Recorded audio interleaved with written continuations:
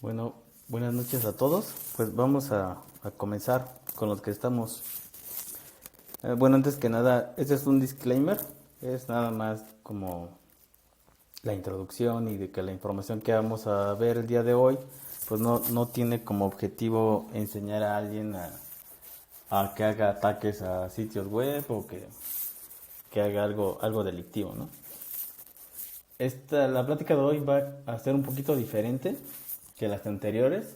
Es un poco más técnica. Considero que ya hemos platicado, bueno, en las pláticas anteriores, un poco de introducción, ya un poquito más de teoría.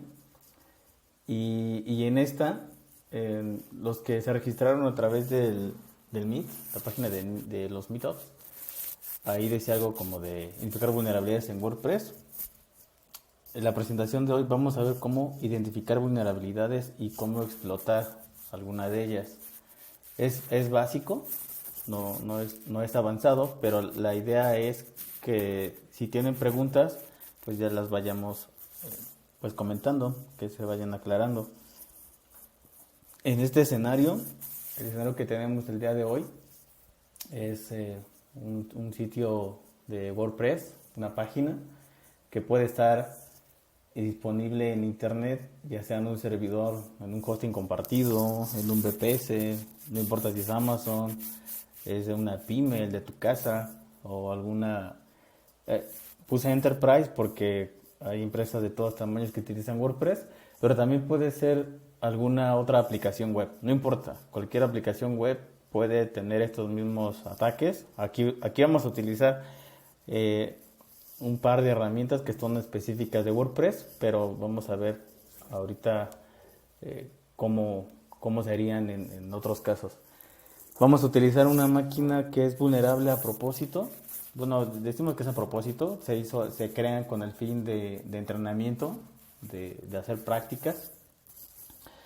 Les había comentado al inicio que también es algo de lo que hago, ¿no? Dar entrenamiento. Esta la descargué de bonhub.com, por si alguien quiere buscarlas ahí, se llama BTCSec. Y bueno, si recuerdan, en las pláticas anteriores habíamos visto algo de Cyberkill Chain, hablamos un poquito de Mitra y MitraTag, que son dos frameworks muy utilizados en ciberseguridad, pero a nivel pues profesional, pero realmente lo que hace es investigar cómo los atacantes o adversarios realizan sus acciones pues de intrusión ya sean aplicaciones, sistemas, redes, no importa qué tipo de redes o cada aplicación. Y muchos se basan, o lo primero que hacen es la parte del reconocimiento o de buscar a quién van a atacar, y se utiliza Shodan y se utiliza Google como para identificar algunos objetivos. Y Internet, por supuesto, hablando de Open Source Intelligence y Nmap. En el escenario de hoy, hagan de cuenta que ya buscamos en Shodan, como la vez anterior, alguien hizo una búsqueda en Shodan, buscó por ahí a lo mejor una versión de WordPress o no sé, alguna ruta de WordPress que es muy conocida, o simplemente por servicios web. Y en esos aparecieron IPs, ¿no? Hay una aplicación que se llama Nmap, como la que estamos viendo en esta diapositiva. Si ven los parámetros que dice "-p80", "-pn", significa que lo que estamos haciendo es un escaneo hacia el servicio web, en el cual vamos a descubrir qué aplicaciones web o qué servicios están disponibles en este servidor por ese puerto, el puerto 80. ¿No se ve la pantalla? Perdón. Ya hasta iba a terminar y nadie me dice nada.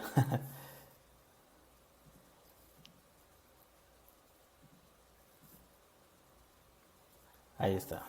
Ahí se ve.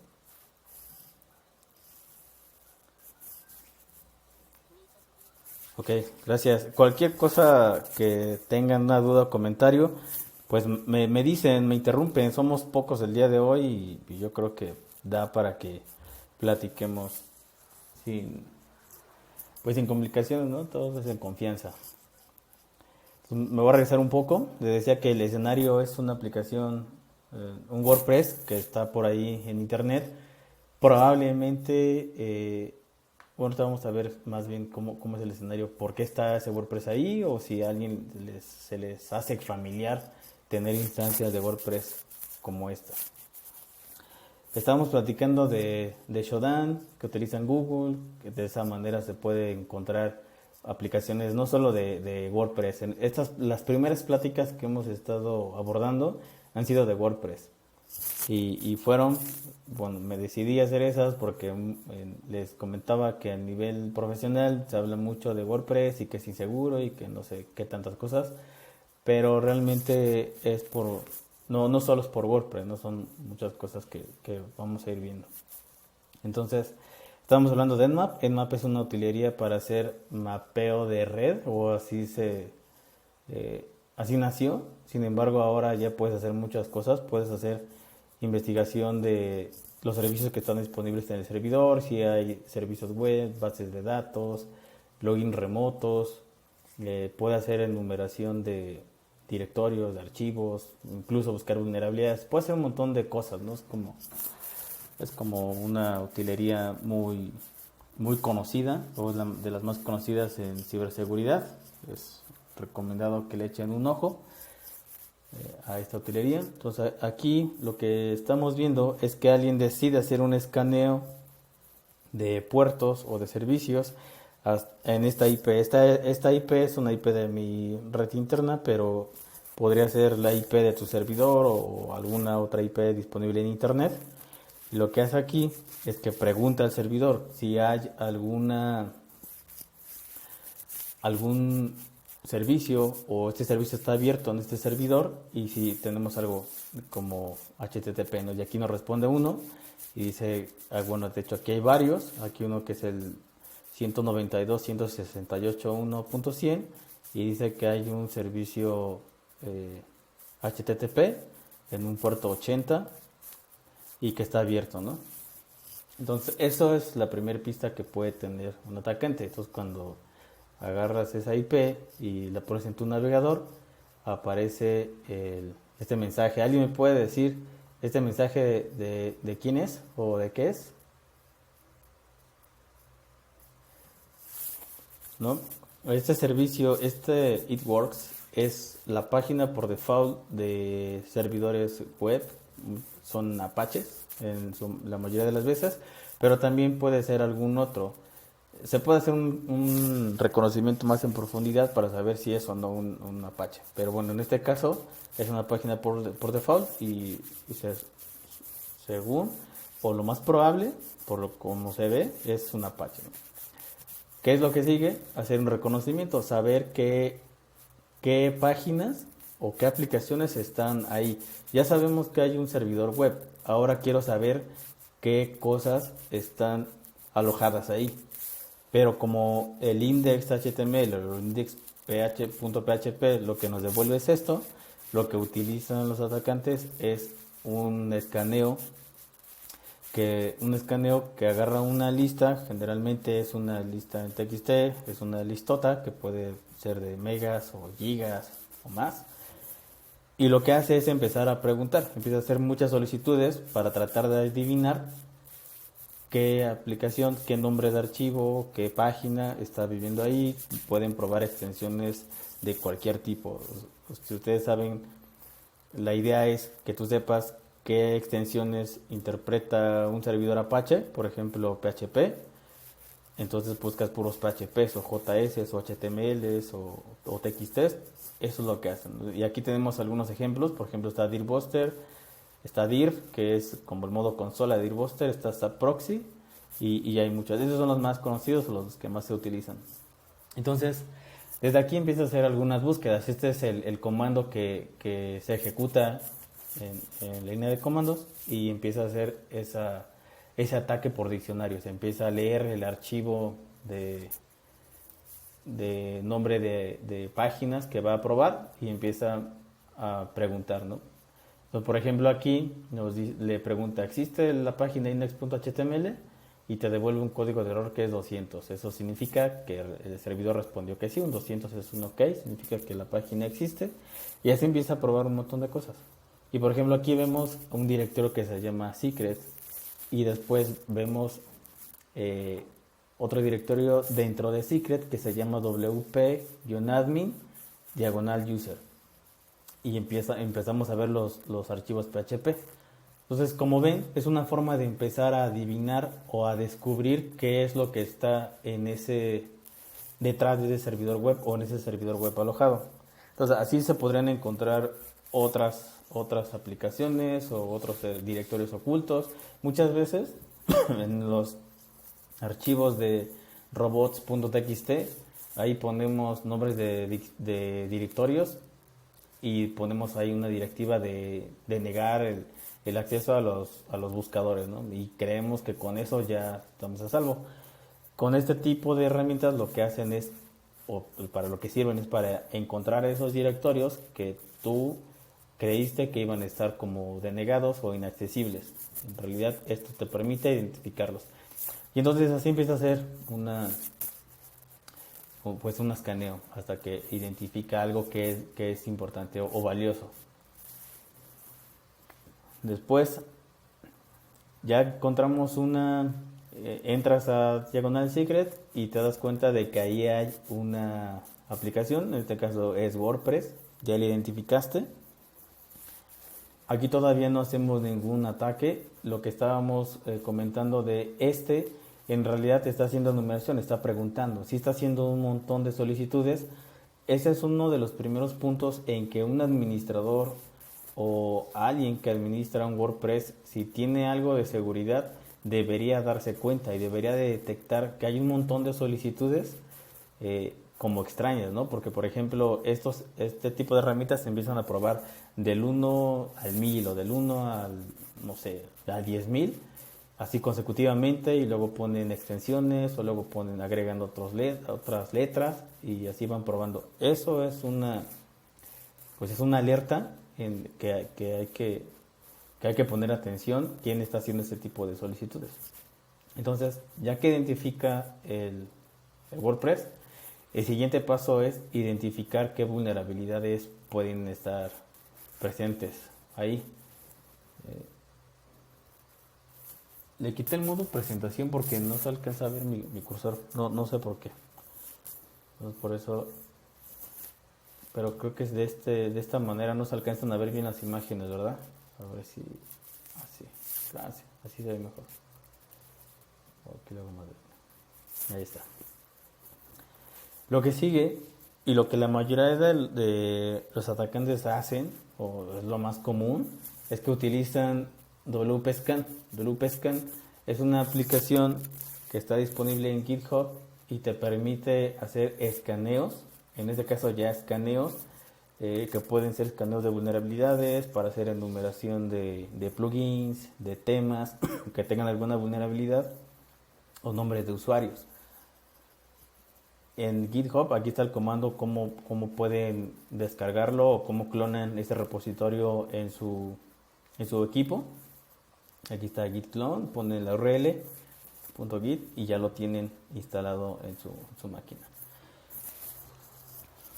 Es importante que les mencione que WP-Scan busca sobre una base de datos de vulnerabilidades que ya existe, es decir, vulnerabilidades conocidas. Esto no es para hacer un descubrimiento como de día cero o zero day, como el que platicamos la primera vez, que es una vulnerabilidad que no existe. En este caso es una base de datos de vulnerabilidades que ya existen. Eso significa que si eres víctima o alguien entra a tu servidor por una vulnerabilidad que era conocida, pues tenías el chance de haberla identificado antes con este tipo de herramientas, ¿no? La idea es que ataques a ti mismo para saber que podría ser algo. Entonces el resultado de WP-Scan es este es un ejemplo. Aquí vemos que primero los headers que envía, aquí sí nos confirma que es un Apache, es un servidor de Ubuntu. Valida si está habilitado el servicio de XMLRPC, que hay muchos plugins que lo utilizan, principalmente cuando conectas otras aplicaciones, ¿no?, a WordPress. Hay muchos archivos como estos de readme.html, .txt, los mismos plugins que los tienen ahí y nunca los quitamos, también te dan información. Y por ejemplo busca también qué puede encontrar en archivos, en directorios de subida de archivos, ¿no? El de uploads o crons y demás. También busca, por ejemplo, nombres comunes de backups. Eso es lo que hace. Pero hay una forma en la que te puede devolver información más relevante. Por default, WPScan, cuando lo ejecutas, no te devuelve información detallada de alguna vulnerabilidad o información adicional de alguna que haya identificado. Por eso necesitas agregarle otra fuente como de inteligencia, que en este caso es WP-VulnDB. Es un servicio que está también disponible en internet. Esa es la página. Lo que tienes que hacer ahí es crear una cuenta. Te vas a wp-vulndb.com, creas una cuenta y obtienes un API. Esa API la vas a poner como un parámetro y lo que va a hacer es que ahora te va a devolver información como el CVE de esa vulnerabilidad, el exploit que existe. A veces te da hasta las rutas, los nombres de esos exploits y en dónde lo puedes encontrar o en qué framework de explotación de vulnerabilidades está presente.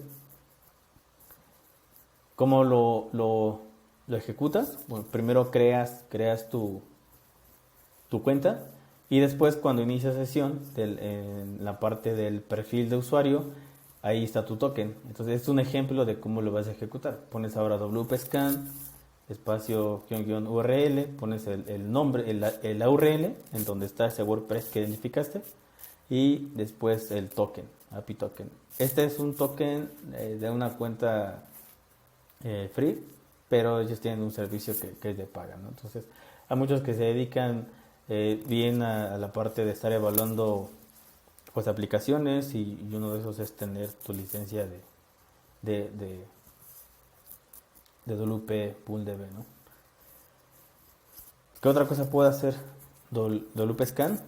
Enumeración de usuarios. En este caso, en este ejemplo, lo que hacemos es, le decimos a WPScan, necesito que pruebes las contraseñas de los usuarios comunes, y lo que hace es que le pasamos este archivo que se llama passwords.txt. Ese es un archivo que creamos, bajamos un montón de listados de contraseñas que hay por ahí en internet y lo que hace después es empezar a hacer esa validación de usuario contraseña hasta que encuentra alguno. Aquí el ejemplo pues puede ser muy trivial, que es admin, pero hay contraseñas muy fáciles, o puede ser que parezcan difíciles, pero incluso ya están por ahí en una base de datos.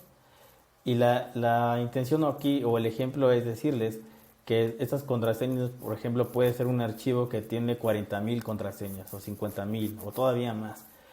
¿Por qué tienen tantas contraseñas para probar?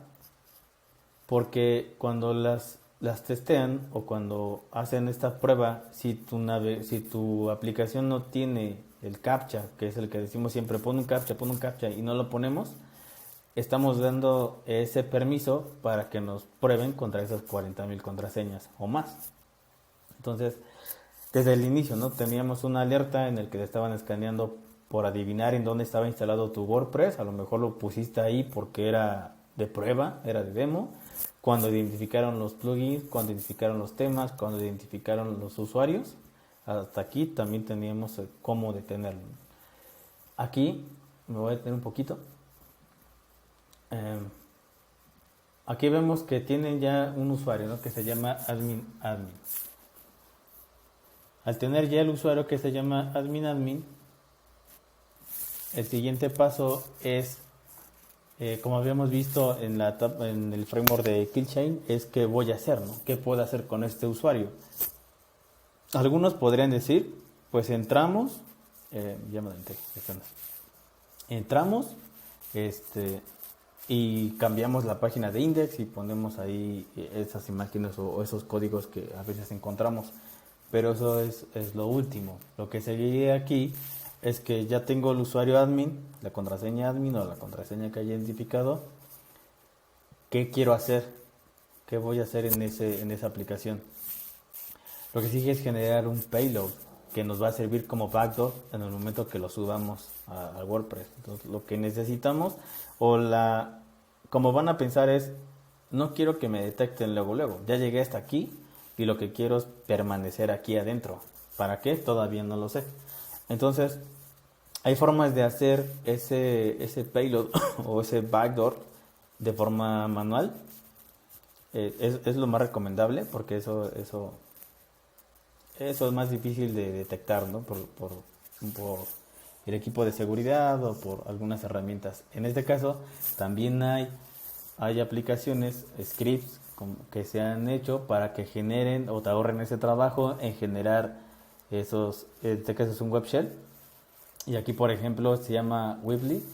Lo que hace es que esta instrucción de genera una página que se llama agent.php y esto de aquí, seguridad WP, es su contraseña. Lo genera y esto que vemos aquí es un código que pues parece que está ofuscado, ¿no? Y seguramente algunos de ustedes ya los habrán visto o es cuando decimos, chin, ya me hackearon. Y encuentras esto. Y decimos, lo voy a eliminar y lo eliminas y otra vez sigue apareciendo y otra vez. ¿Qué pasa aquí? Aquí tenemos varias opciones. Tienen varias opciones. Una es subir el archivo, este es el agent.php, pero solo tenemos acceso ahorita al WordPress. Entonces, ¿qué vamos a hacer? Una vez que entran al WordPress, lo que van a hacer, aquí está admin, utilizamos esa contraseña que encontramos. Puede ser que utilicen el de plugins editor, el editor de plugins, perdón, o utilicen el editor de temas. Es mejor el editor de temas porque ahí puedes navegar en todos los archivos y si sabes qué tema es el que están seleccionados, por ejemplo este que tiene el default, en este caso lo que hicimos es buscas un archivo, por ejemplo este de footer.php, lo abres para editar y el contenido de agent.php lo copias y lo pegas aquí en el footer.php, pero tiene un porqué está en ese archivo. Está en ese archivo, o lo pusimos ahí, porque cuando entras a la página o a la página principal, lo que hace es cargar el index.php y ese index carga el footer, carga el header, carga varios archivos como includes o como funciones. Entonces, ponerlo ahí significa que desde index podrías entrar o alguien podría estar haciendo sus acciones. Antes de subirlo, lo que hacemos, puedes probar poniendo un eco, ¿no? Ponen un eco y ven si se imprime. Si se imprime, significa que sí está ejecutando el PHP o que sí se está visualizando donde yo quiero y significa que sí lo voy a poder invocar desde ahí. Entonces ponen aquí un eco, aquí dice mi web shell aquí. Entonces ahí va a ir mi PHP, el contenido del backdoor que creamos, ¿no? Entonces aquí está el ejemplo, el código que se agregó y entonces sí, ya lo pegan, ya se pega ese código que probablemente es el que identifiquen o que al final es por el que nos guiamos y pensamos que ya estamos, pues identificamos el ataque, ¿no? Después viene esta parte que se llama, o le pusimos acceso al sistema. Cuando ya se validó que tienes el chance de entrar o de que sí te responde hacia index.php con la contraseña, eso lo que va a hacer es que le va a devolver, cuando se conecte el usuario, el atacante, perdón, le va a dar un shell, una línea de comandos. En este caso, si pones un name-a, que es uno de los comandos básicos en Linux, que te dice qué kernel es el que está instalado, la versión y otras cosas, o incluso el Linux. Aquí, por ejemplo, nos dice que es un Linux, que es la versión del kernel, es una versión genérica, es un Ubuntu, cuando se compiló y bueno, que es 64 bits, ¿no? Es lo que nos está diciendo. Pero ya tienes acceso al servidor. Ahorita no les importa el WordPress. En realidad ya el WordPress fue un vector, fue una línea de entrada. Ya que entraron ahí, entonces lo que sigue es saber qué tengo ahí, qué posibilidades tengo, qué usuario soy. Para los que sepan Linux o Unix, se habrán dado cuenta que el acceso fue con un usuario sin privilegios de root.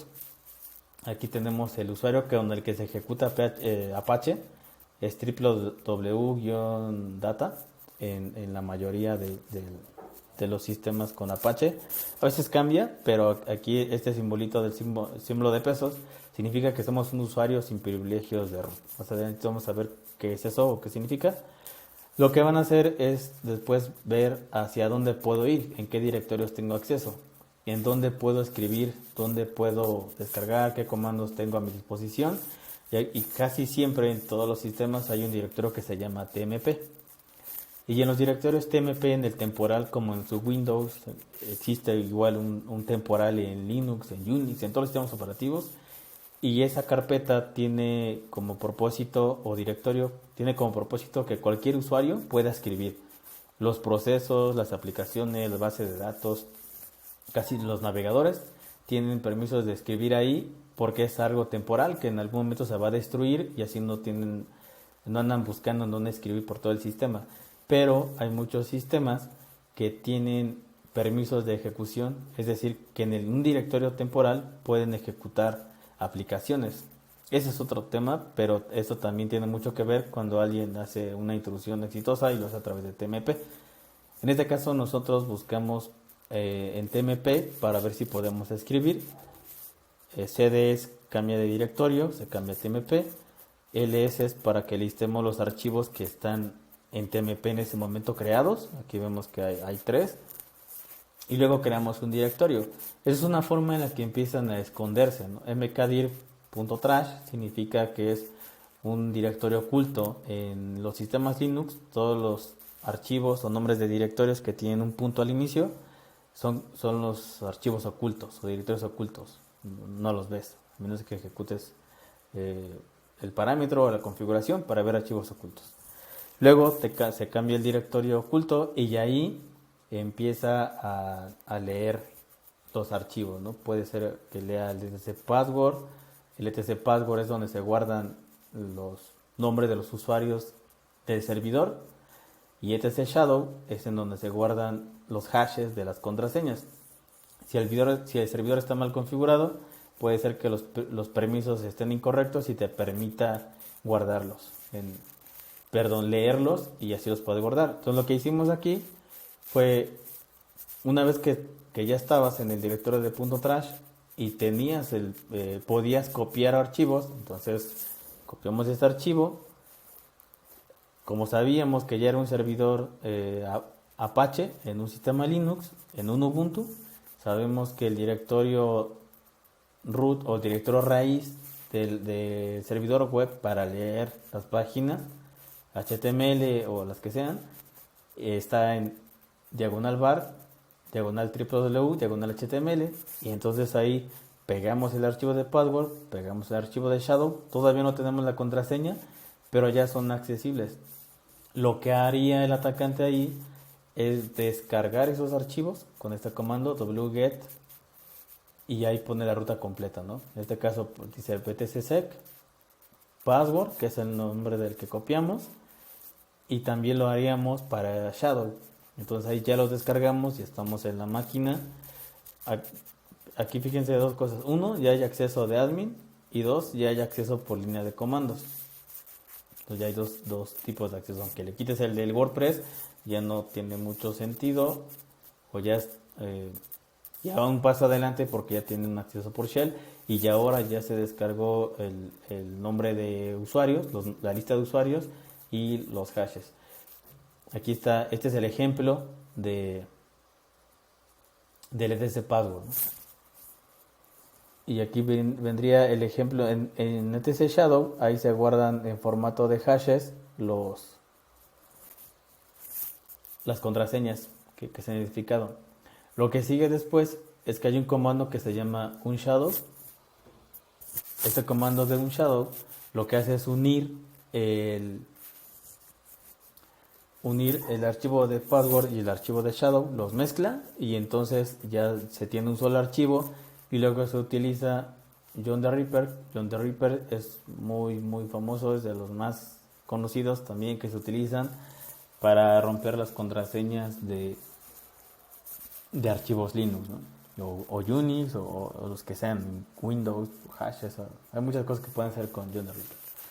Entonces después de un rato, antes de eso, lo que utilizamos aquí es Kali Linux, ¿no? Es el que más se utiliza, pero se puede utilizar cualquier otro. Kali Linux tiene muchas herramientas, eso es lo bueno de Kali, que ya tiene muchas herramientas precargadas. Estas que estamos viendo ya vienen en Kali.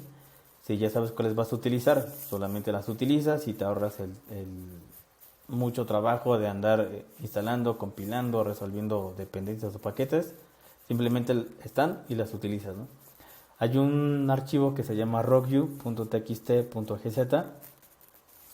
Lo que hicimos fue descomprimir ese archivo y luego descargamos otras listas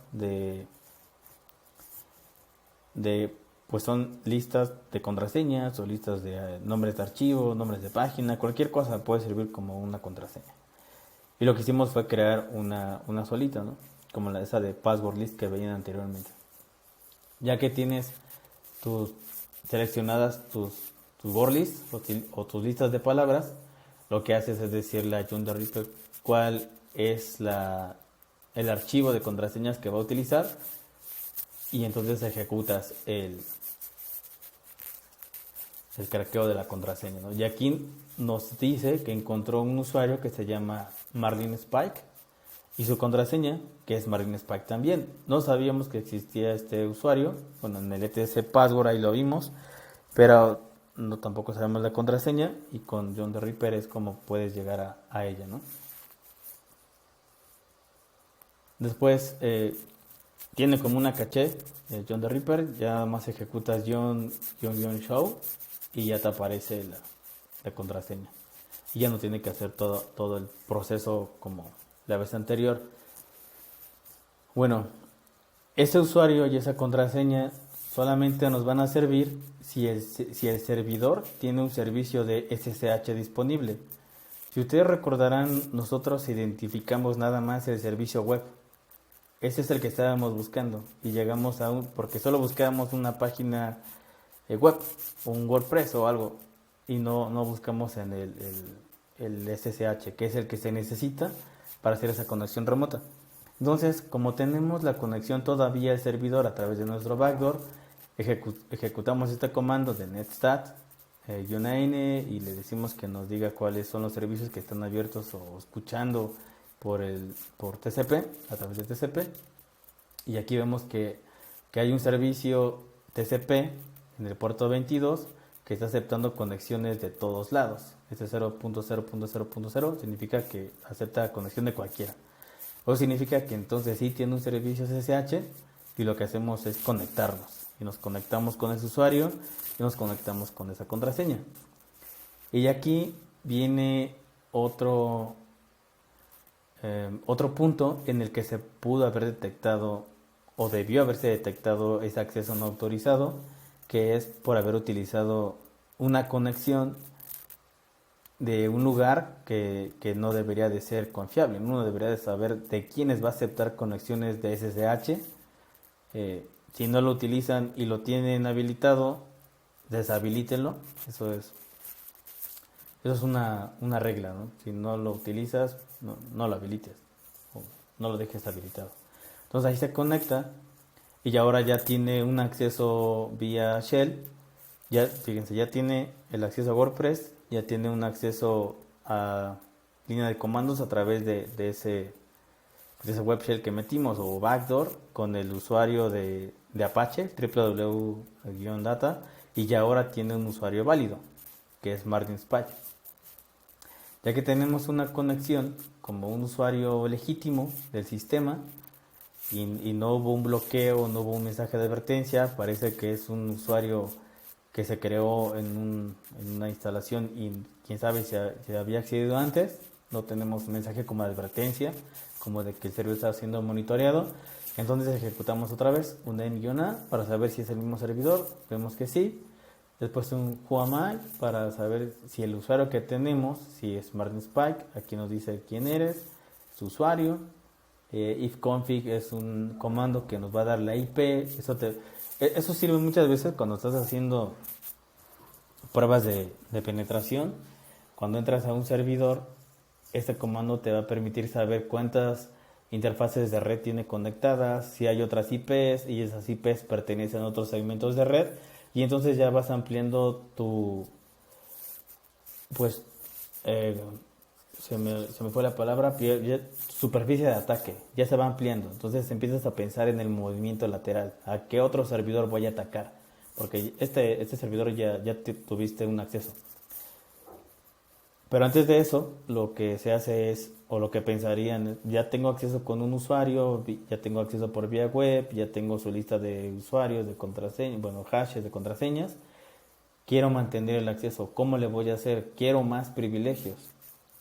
Entonces hay un comando que se llama sudo, que es ejecutar algo en el sistema a nombre de otro usuario. En este caso, el usuario que buscarías es ejecutar algo en nombre del usuario root. El usuario root es el usuario todopoderoso, es como el administrador de Windows, pero todavía con más poder. Ese es el usuario root. Ese es al que todos los atacantes van a querer llegar, ¿no? Entonces, si tu contraseña, si administras servidores y tu contraseña de root es muy fácil o aparece en una lista de palabras, pues hay muchas probabilidades de que, y tienes servicios SSH expuestos, muchas posibilidades de que en algún momento alguien le dé con la contraseña. Aquí lo que nos está diciendo es que este usuario, el de Marlin Spike, tiene privilegios para ejecutar todos los comandos sin contraseña, como root.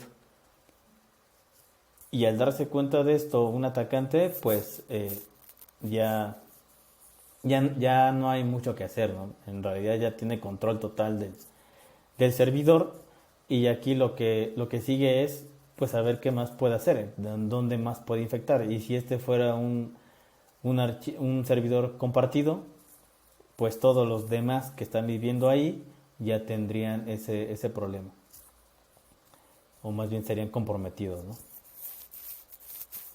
Pero ahí no acaba todo. Ahora ya tiene el usuario root, ya es suyo el servidor, pero todavía antes de hacer alguna otra cosa, ya puede convertirlo en zombie, ya puede ser parte de una botnet, puede meter archivos JavaScript que tengan malware. No sé, seguramente llegaron a ver la noticia en estas semanas de Magento, que habían sido comprometidos un montón de sitios, ¿no? Casi 1 millón. ¿Cómo funcionaba el ataque? El ataque era muy parecido a este. Buscaban aplicaciones comprometidas, por ser un WordPress, por ser un Magento. En realidad ahí había una base de datos, un archivo en especial, adminer.php me parece, y en esas instancias, cuando entraban, como Magento guarda su información en base de datos, como lo hace WordPress también, cuando llenan las páginas, extrae información de la base de datos. Ahí metieron el nombre de un JavaScript. Ese JavaScript se cargaba cada vez que el usuario o un visitante entraba a tu página, cargaba la página, y mientras cargaba la página, cargaba ese archivo JavaScript. Y ese archivo JavaScript, cuando hacías una compra, en el momento que le dabas ahí comprar, interceptaba tus datos antes de que fueran a la pasarela. No importaba si tuvieras ahí un plugin que revisara tus datos, antes de que llegara a esa pasarela, los interceptaba, y ese archivo JavaScript se los mandaba a Telegram, a un bot en Telegram. Y luego de Telegram, los que controlaban el bot, pues se quedaban con tu información y empezaban a venderla muy rápido, ¿no? Ese tipo de ataques son los que se pueden hacer ya llegando aquí. El siguiente paso es ¿qué más puede hacer, ¿no? Lo que buscarían es persistencia, es decir, ¿cómo le hago para que si en algún momento me botan del WordPress, me cambian la contraseña de Marlin Spike, deshabilitan el SSH, ¿cómo le voy a hacer para volver a entrar? Lo que se puede hacer ahí es buscar esos archivos PHP, otros archivos PHP donde pueda volver a inyectar ese código malicioso, y con esta búsqueda de find en bar W, que es donde están expuestos, o HTML, ahí encontramos 717 archivos, ¿no? Pueden ser más, dependiendo de todo lo que tengas, en los cuales se puede meter ese código malicioso. Entonces, eh, buscar esos 717 archivos o más con ese código que, si bien nos fue, lo identificamos, ¿cuánto tiempo te va a llevar? ¿Quién lo va a hacer? Y la otra pregunta es si tienes el tiempo o no. Muchas personas lo que hacen o mejor optan por crear un backup si es que lo tenían, o el último backup, o se conectan, copian lo que puedan y o algunos archivos o no sé, la base de datos y se la llevan y lo reinstalan todo otra vez y vuelven a instalarlo o lo que se llevaron o a restaurar y todavía siguen entrando. Seguramente es porque algunos de esos archivos que te llevaste ya fueron infectados.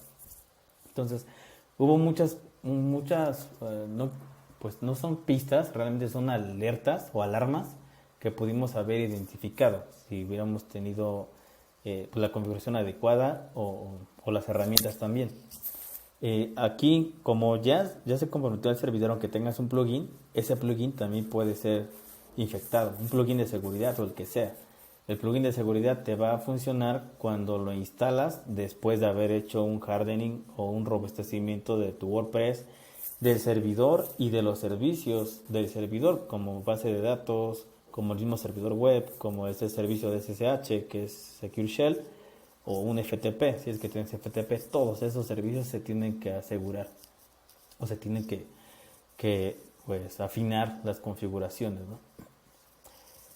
Este es un ejemplo, continuando con lo que decíamos de post-explotación.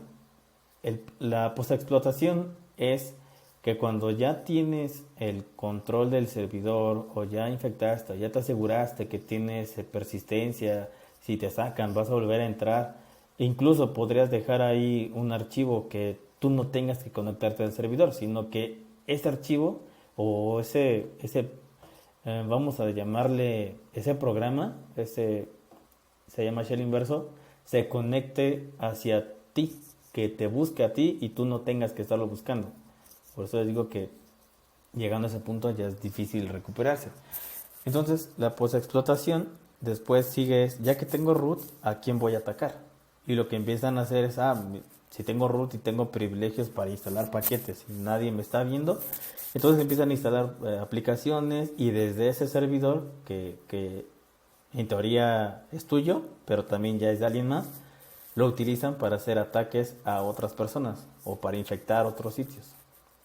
Y así es como funciona, ¿no? Una intrusión. Como bonus, algunos van a decir, ese código que veíamos,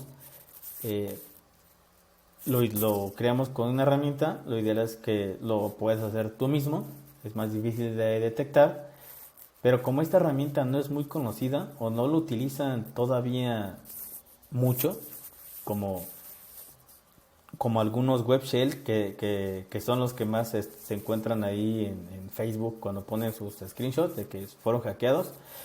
Estos ya son muy conocidos, pero estos no tanto. Entonces, en Virus Total puedes subir ese archivo, aquí está php.php, le puse de nombre, y existen antivirus para servidores o para tu máquina, porque ya vimos que desde ahí pueden infectar a otros, a los usuarios de los sitios. Nada más 2 antivirus identificaron ese archivo malicioso, ese código malicioso. Y pues eso no está bien, ¿no? Ahora, ¿se puede hacer que ninguno lo detecte? Sí, se puede. Lo que, ¿cómo hago? Voy a hacer esto más grande. Veíamos, este es el código, se supone que está ofuscado, ¿no? Para los que sepan un poco de programación, van a ver que lo que se están utilizando realmente son funciones de sustitución. Entonces aquí pueden ver, aquí dice, por ejemplo, aquí tiene unas letras y dice compress y luego viene ds, @x y luego bdad 64. Entonces aquí si alcanzan a ver, si quitan las ds, dice base 64. Y aquí dice decdode. Si quitan esta D, dice decode. Eso significa que este payload puede ser que esté ni siquiera está ofuscado, está hicieron un encoding en base 64, pero lo que hicieron fue meter caracteres, fue adicionar caracteres como la M, como la D, para que ese código se sustituyera y se viera algo así como ilegible, como si estuviera cifrado o ofuscado. Y luego lo que hicieron fue sustituir otra vez la D y por nada, ¿no? Quita la D y entonces forma otra vez el código. Y aquí, si ustedes imprimieran esto con un eco, entonces ya podrían ver lo que se estaba escribiendo. Lo que hicimos fue sustituir después, pues un poquito los nombres de las variables. Con que tú sustituyes los nombres de las variables, sigas la lógica y hasta reemplaces las Ds por XXX o YYY, eso ya es eso es un nuevo código. Los antivirus, todos estos que veíamos en esta página de Virus Total, cuando tú subes uno, por ejemplo, cuando subimos lo que hacen es que también lo escanean y sacan su firma y dicen, este código ahora sé que es malicioso. Pero si tú a le haces las modificaciones y lo vuelves a subir, probablemente no lo va a reconocer nadie hasta que alguien lo reporte como malicioso.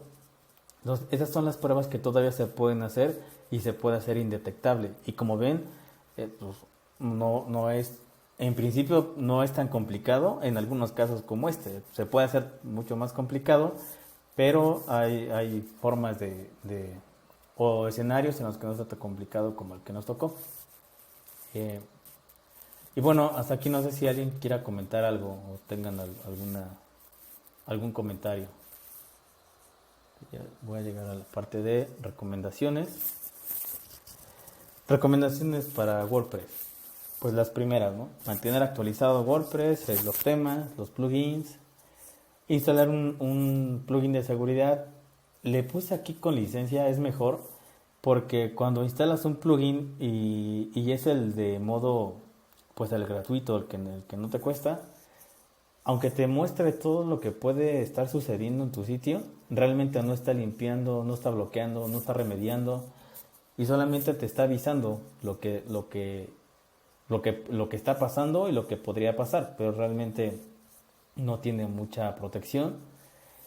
Crear perfiles de usuarios. En el caso de WordPress vimos que se pudo meter ese código malicioso porque el usuario podía modificar bueno, tenía acceso al editor de temas o de plugins, entonces también si tus usuarios no van a tener no tienen la necesidad de editarlo directamente de WordPress, deshabilítalo. Eso es lo recomendable. Hay algunos plugins de seguridad que de forma aislada, es decir, no es un plugin que haga todo localmente, sino que en otra nube, en otro servidor remoto, desde ahí puedes estar monitoreando y te dice si se crearon nuevos usuarios. En este caso no creamos ningún nuevo usuario adicional en WordPress, pero también se pueden crear, incluso se pueden ocultar esos usuarios y no te darías cuenta. Entonces hay algunos que monitorean y te avisan cuando se creó un nuevo usuario. Implementar robustecimiento de hardening es algo como estas recomendaciones y bueno, puede ser más exhaustivo o puede ser también fácil porque hay plugins que hacen ese hardening por ti y no tienes que estar pues modificando archivos como htaccess o viendo los permisos de tus carpetas a nivel de línea de comandos. Eso también se puede hacer pues muy rápido. Y como decíamos al principio, ahorita el ejemplo era en WordPress, pero si pueden quitarle el nombre de WordPress y poner cualquier otra aplicación, también va a aplicar. Otra recomendación es instalar, los captchas son buenos, pero por ahí ya han estado sonando más ataques de Machine Learning contra captchas, es decir que solito dejan a una máquina hacer el ataque, aprende cómo funciona el captcha. Si es con base en imágenes, empieza a tomar las capturas de las imágenes, aprende si son letras, números o imágenes o retos y luego empieza solito a hacer las pruebas. Entonces, pensando en eso, hace poquito publicamos una recomendación, es un video donde viene cómo configurar Duo. Duo es para una autenticación a través de un mensaje push, te llega un mensaje al teléfono y tú le tienes que dar así como aceptar, es un reto, no viene ahí tu nombre de usuario, tu IP, de dónde te estás conectando y hasta que no aceptes ese mensaje no te deja autenticar. Si no lo han visto, en la página está, y si no, pues me avisan y se los comparto. Una recomendación que es bastante útil, no tendría costo en la versión que es, pues es, no quiero decir gratis porque realmente no es gratis, más bien no tiene costo para las primeras 5 aplicaciones. Quiero mover este navegador, pero no se puede. Bueno, ¿qué más? Bueno, deshabilitar los servicios que no necesitas, como el SSH, el FTP, administrar bien el sudo, el usuario root que no se pueda conectar directamente. Hay algo que puse aquí como FIM, que es File Integrity Monitor, que es para monitorear cambios en tiempo real en los servidores. Si es una empresa y tienes servidores expuestos, aplicaciones web expuestas, que si alguien los modifica o tiene acceso como root o acceso no autorizado y alguno de ellos es modificado, y si es modificado puede poner en peligro tu aplicación o incluso tu reputación, a lo mejor necesitas echar un ojo a esas tecnologías. ¿Qué más? Tener mecanismos de monitoreo de seguridad. Hay muchos plugins de seguridad que tienen esos, como WordFence, WebArcs, Items, me parece que también tiene, Sucuri, también lo tienen, pero es tiempo que hay que dedicarle también. También hay que revisarlos, algunos te mandan alertas, detectan cuando están haciendo ataques de fuerza bruta o por diccionario, también te pueden alertar. Aquí puse implementar procedimientos de respuesta a incidentes de seguridad. Eso es, por ejemplo, en el caso de que te des cuenta de que alguien está tratando todos los días de un usuario admin, al otro día pusieron administrador y al otro día pusieron, ¿qué se te ocurre? Tu correo electrónico, y son muchas veces, eso está diciendo algo, que algo extraño está pasando. También hay que ver el tipo de direcciones IP de donde están haciendo los ataques. Algo muy curioso que nos ha pasado es en la página de seguridad wp.pro, y a lo mejor también es un tip para ustedes si no tienen plugin de seguridad o también quieren ver cómo de dónde viene su tráfico. Me di cuenta que en esta aplicación de Analytics, la de Google, ahí te dice o te pintan un mapita de dónde están viniendo tus visitas, ¿no? Y últimamente vienen de China, de Tailandia, hay de Alemania, de Rusia, que lo cual te dice que son bots, o sea, o algo está haciendo escaneos o está buscando también pues alguna vulnerabilidad, ¿no? O alguien que está utilizando Tor, ahí viene. Entonces esto también te da información en la que puedes decir, estos países no tienen nada que ver conmigo, yo ni siquiera escribo en alemán, ni tengo nada que ver con ellos, o en ruso, pues bloquea esos países, ¿no? ¿Qué más? Bueno, y ya pasando a otro tema, les decía al inicio que iba a ser un poquito más técnico. La intención de hacer esto también es apoyar a que pues que hayan más consultores de ciberseguridad, aunque hay servicios, pero también empezar a formar pues esas nuevas generaciones, ¿no? que vienen. Hay mucho entrenamiento que es costoso y mucha experiencia que también se puede compartir. Entonces, lo que se me ocurrió es poder hacer un taller en el que, si quieres aprender, no sea costoso para ti y que pues de alguna manera también yo sepa que pues te pueda apoyar, pero con este tipo de pues de metodologías. Aquí lo vimos en presentación, porque si lo vemos en vivo nos podemos tomar más tiempo, ¿no? A mí me gusta mucho, me apasiona mucho y me explayo, que es como lo que pasaría en estos talleres. La idea es, como les decía, que conozcan cómo son estas pruebas, cómo se hacen, cómo se llevan a cabo, cómo se hace el reporte, cómo se hace pues de manera profesional. Y bueno, porque lo que viene es que este tipo de pues de trabajos o de oportunidades cada vez va a ser más grande con estos cambios que hemos estado viviendo. Todas las empresas ya tienen todo remoto, ya tienen aplicaciones, las que no tienen nada en internet, ahora están subiendo todo, lo de las tiendas en línea.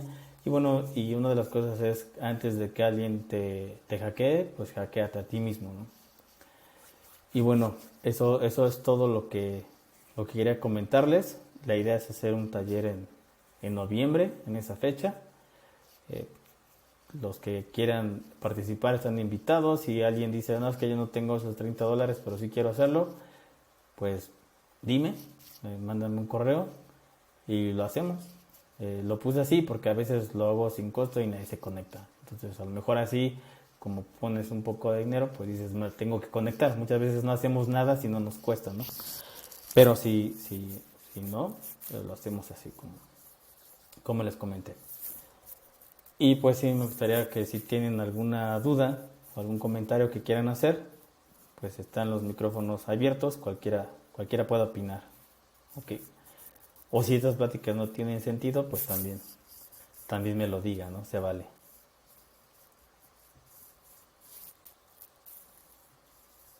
¿Alguien quiere compartir algo?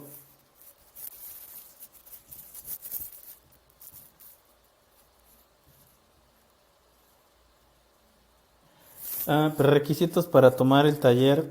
No, bueno, gracias ahí a los que les pareció interesante. Prerequisitos para tomar el taller, no quiero poner prerequisitos. Más bien me gustaría en aquel día, los que se conecten nos animen. Mi idea es enseñarles desde lo básico, como ahorita, ¿no? Desde cero. Si ahorita alguien en los comandos que puse de Linux me dice, no, pues yo no sé nada de Linux, yo no sé nada de Windows, pues nos regresamos, porque la idea es que sepan qué están haciendo, qué están ejecutando, cómo lo ejecutan, para qué, cuál es el propósito y no solamente tirar un escaneo, ¿no? Que eso es lo que hace la mayoría y yo no busco eso, ¿no? La idea es que si después alguien le encuentra el gusto y se apasiona o ya está apasionado y no sabe por dónde empezar, pues es para ellos, ¿no? Este es lo que tienes que tomar y por aquí puede empezar una carrera que son bastante solicitadas en estos días. Lo de ocultar la firma de WordPress, sí funciona y no, porque tú puedes ocultar la versión, pero casi todos los archivos en WordPress o la mayoría archivos CSS, archivos JavaScript, vienen con la versión que está montada ahí. Entonces en la siguiente actualización puede aparecer. Ahí, hablamos hace tiempo en unas pláticas anteriores sobre seguridad por obscuridad y uno de esos ejemplos es este. Oculto mi versión de PHP, oculto mi versión del Apache o del WordPress, pero alguien lo va a identificar con algunas técnicas de fingerprinting y de, de numeración, como lo vimos en aquel entonces. Ah, en la página, aquí está, mira, seguridadwp.pro nada más. Antes tenía WordPress, pero no podemos usar ese nombre, no lo sabía. O mi correo que es, así ponle, root arroba seguridadwp.pro y ahí estoy para cualquier duda que tengan. Bueno, pues si no tienen algún otro comentario o si quieren escribir por correo, estoy... abrimos una página de Facebook, es un grupo, este va a ser un grupo para que puedan compartir noticias o algún comentario, lo que sea, o publicar los talleres que pondríamos, que lanzaríamos. De nuevo, no sería cómo ejecutar herramientas, sino es enseñarles cómo pueden hacerlo bien, ¿no? Si quieren llegar a hacer algo a nivel profesional, ese es el objetivo y pues no. Yo creo que es un precio muy accesible y pues gracias por su tiempo. Pues van a estar, esta sesión la grabé, entonces la voy a poner también en la página para que los que llegaron tarde puedan ver desde el inicio. Además que al inicio no me di cuenta que no estaba compartiendo la presentación, creo que fueron como 2 minutos, 3. y para que la adelanten esos 3 minutos. Y pues eso es todo. Muchas gracias por el tiempo.